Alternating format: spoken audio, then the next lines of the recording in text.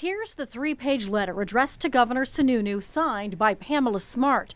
3 pages written within the 695-page petition for commutation of sentence.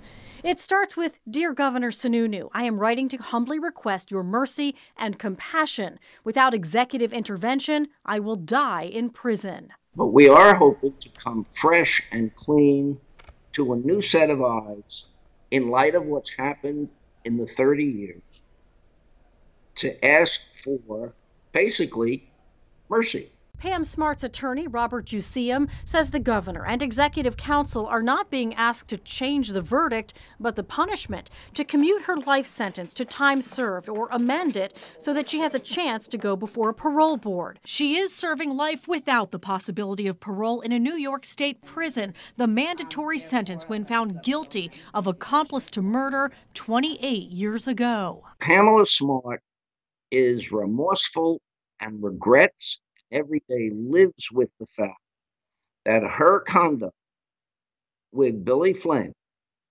was part and parcel of the background leading to her husband's death. In the letter to the governor, she says, "When I was 22 years old, I made the worst mistake of my life," telling the governor what she told us in 2 prison interviews, that her mistake was becoming romantically involved with Bill Flynn. She writes, "I never wanted nor asked Mr. Flynn to murder Greg."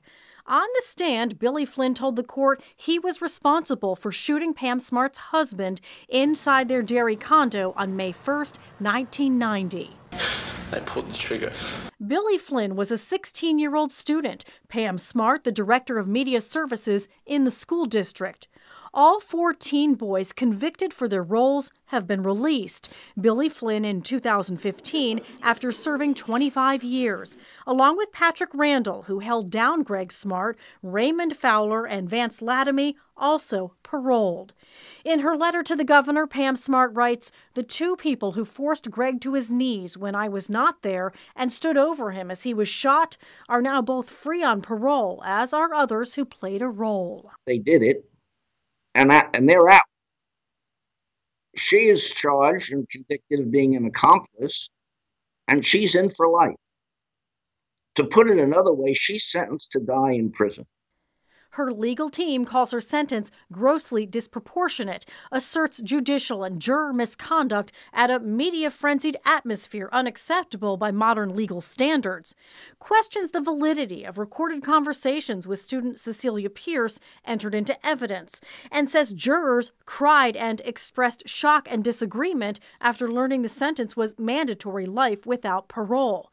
The filing also lists thousands of petition signatures and letters of support from inmates, prison chaplains, and notables like activist Gloria Steinem and the author of the book-made movie To Die For. Pam Smart also highlights degrees earned behind bars and her dedication to teaching and church, saying, "Greg's giving and loving spirit was my inspiration for doing so and the motivation for my survival." She tells the governor, "I am not the selfish, cold, and uncaring woman I have falsely been portrayed. I pose no risk, and I am praying that you withhold judgment until you and the executive counselors read my pleas, and that mercy, compassion, and fairness will guide your decision." You've spoken with Pam. What is her level of hope that this petition will be heard by the governor, executive council, and lead to freedom?